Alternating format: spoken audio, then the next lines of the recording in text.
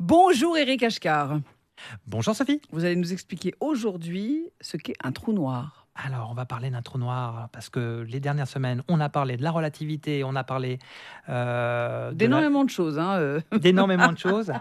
La relativité, donc, on avait vu la semaine dernière que quand on se trouvait au voisinage d'une masse très forte, l'écoulement du temps était modifié par rapport à quelqu'un qui se trouve très loin d'une masse. On a aussi vu la semaine dernière que quand on est au voisinage d'une masse, la courbure, la trajectoire de la lumière qui passe proche d'une masse, au lieu d'aller en ligne droite, la trajectoire de cette lumière se courbe au voisinage de la masse. Ça, c'est ce qu'on avait vu la semaine dernière. Maintenant, un trou noir, c'est quoi? Un trou noir, c'est généralement une étoile qui arrive en fin de vie, une étoile très, très, très, très massive, qui s'effondre sur elle-même, arrivée en stade ultime de son existence. Et lorsqu'elle s'effondre sur elle-même, son diamètre diminue, mais par contre, sa masse reste la même, son poids reste la même. À titre de comparaison, pour donner une image, c'est comme si on avait une boîte d'allumettes, c'est comme si on prenait un porte-avions et on le comprime et il fait la taille d'une boîte d'allumettes, mais il fait toujours le poids du porte-avions. Oh là, d'accord. Donc, Ok. on a quelque chose de très dense, de très densifié.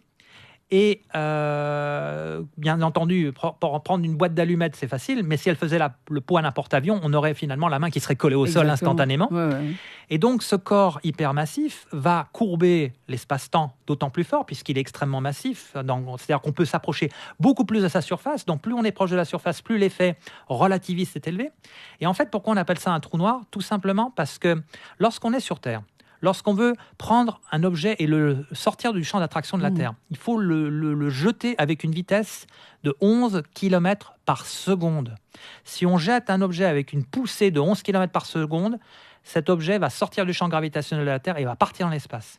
Eh bien, un trou noir, qu'est-ce que c'est?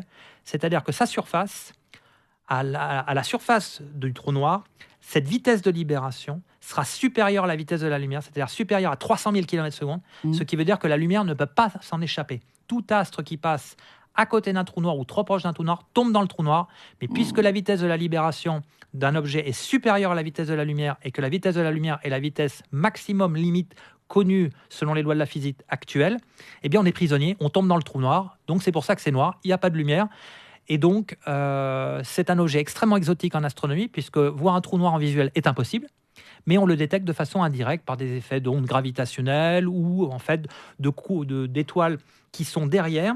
Et en passant la lumière à côté, on a une courbure d'espace-temps. Donc on peut voir, grâce à des étoiles dont la forme est déformée par un télescope, qu'il y a un trou noir entre l'étoile et nous.